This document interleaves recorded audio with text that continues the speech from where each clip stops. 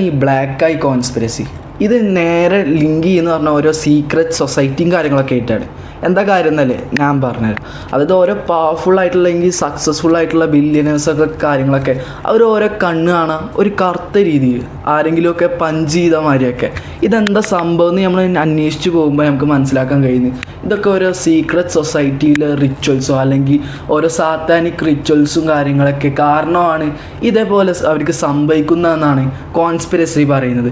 ഇതിൽ തന്നെ നമ്മൾ നോക്കേണ്ട കാര്യം എലോൺ മസ്ക്, പിന്നെ നമ്മളെ പോപ്പ്, ഇപ്പോൾ കഴിഞ്ഞ പോപ്പ്, ഇവരൊക്കെ കണ്ണുമേ ഈ സംഭവം കാണാൻ സാധിച്ചു.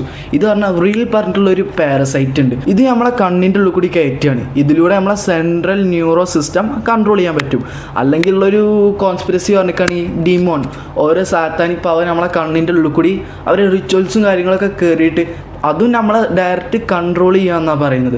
പിന്നെ ഇത് കയറി കഴിക്കുകയാണെങ്കിൽ പിന്നെ പറയുന്നത് പറഞ്ഞാൽ നമ്മളല്ലാതെയും പിന്നെ നിങ്ങൾക്ക് അറിയണ ആളാവില്ല ഞാൻ, അതേപോലെയാവും കാര്യങ്ങൾ. പിന്നെ എല്ലാം നമ്മളെ കൺട്രോൾ ചെയ്യണമെന്ന് പറഞ്ഞിട്ടാണെങ്കിൽ ആ പാരസൈറ്റ് അല്ലെങ്കിൽ ആ ഡിമോൺ ആവും. കാര്യം നമ്മളാണെങ്കിലും ഇൻഡിവിജ്വലായിട്ട് നമ്മളൊന്നും ചെയ്യാൻ കഴിയൂല, ഒക്കെ ആ സാത്താനാവും ചെയ്യാൻ കഴിയുക.